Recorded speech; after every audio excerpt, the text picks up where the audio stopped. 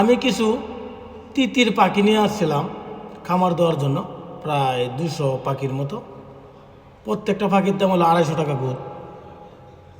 আনার পরে আমার প্রতি মাসে প্রায় 4টা করে আপনার একটা বস্তার দাম হয়েছে আপনার প্রায় 3200 টাকা একটা বস্তার দাম।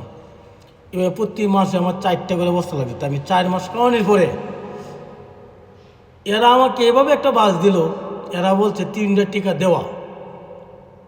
যখন আমার ছোটোকালে কোনো সমস্যা হয় নাই, যখন আমি রানীক্ষেত ভ্যাকসিনটা বললাম 45 দিন পরে, এরপর থেকে শুধু খালি পাগুলো অবশ হয়ে যাও, যাকে বলে প্যারালাইসিস।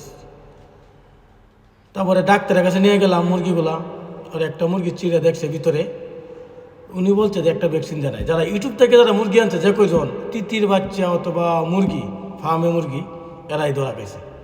তা আমি দয়া করে বলতে চাই, কোনো প্রবাসী ভাই এই ভুল কেউ করবেন না, আমার মতো বাস কেউ খাইবেন না। আমি বাস খাইছি, কোনো সমস্যা নাই, আমার টাকাও গেছে, আমার কোনো দুঃখ নাই।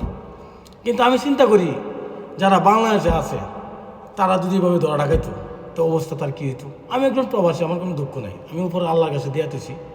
কিন্তু আমার কথাগুলো শুনেন আপনারা, কেউ ইউটিউব দেখিয়া এই যে দেন সিটারের ছবিটা দিয়ে দিলাম, এই সিটারে দেখে কেউ মুরগি কিনবেন না। এই হইলে একটা সিটার, মূল্য হইলে কেউ একটা বেত্তমিস। তাই বলছি, আমার মতো কেউ ভুল করবেন না, খামার দেওয়ার চেষ্টা করবেন। যদি পারেন দেশি মুরগি দিয়ে, কিন্তু আমি যেখানে টাকা হারাইছি আমি এখানে আবার ইনভেস্ট করবো ইনশাল্লাহ, ওবার দেশি মুরগি দিয়ে। তা সবাই দোয়া করবেন, ভালো।